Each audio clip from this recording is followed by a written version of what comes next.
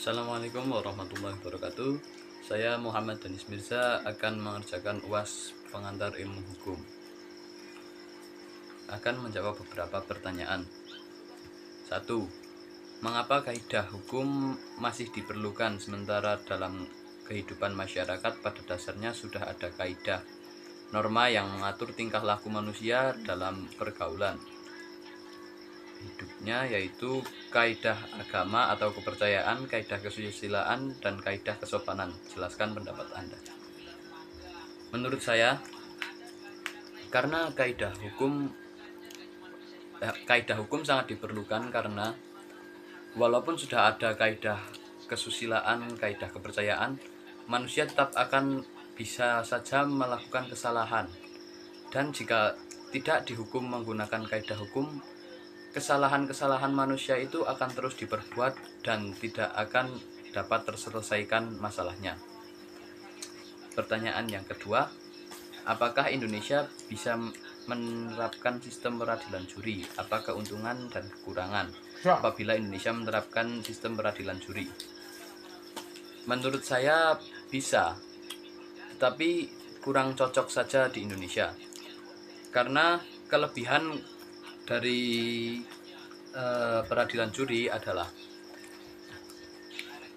hakim tidak sepenuhnya memegang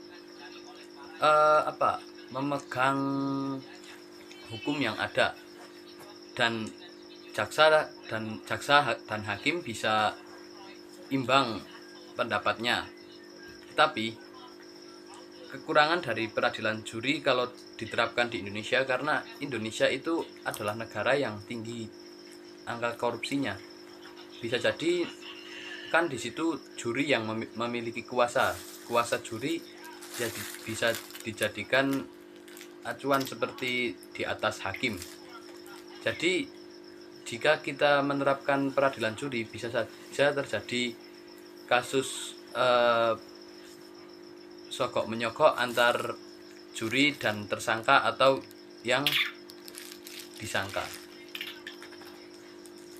Dan juga peradilan juri kurang tepat di Indonesia, karena orang Indonesia sangat mudah dikelabui oleh lawan dan oleh uang.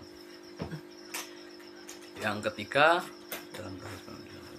pertanyaannya, jelaskan jawaban saudara terkait kalimat di atas. Setuju atau tidak dengan memperhatikan pemahaman tentang putusan hakim di Indonesia sebagai jurisprudensi?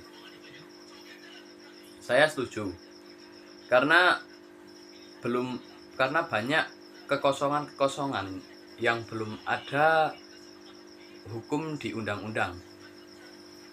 Dan jika kita tidak menggunakan penafsiran hukum yang dilakukan oleh hakim, itu banyak masalah yang tidak ada dalam undang-undang tersebut. Maka harus ada penafsiran hukum yang dilakukan oleh hakim.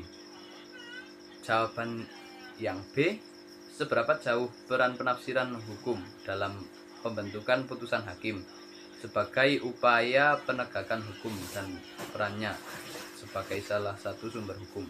Jelaskan jawaban Anda. Menurut saya peran penafsiran hukum sangatlah jauh, karena peran penafsiran hukum itu sangat diperlukan di Indonesia. Penafsiran hukum sudah banyak diterapkan di berbagai kasus. Contoh saja seperti kasus anak 17 tahun yang sudah menikah dan melakukan KDRT, itu menggunakan hukum anak atau hukum apa, akhirnya kan juga hakim menggunakan penafsiran hukum tersebut.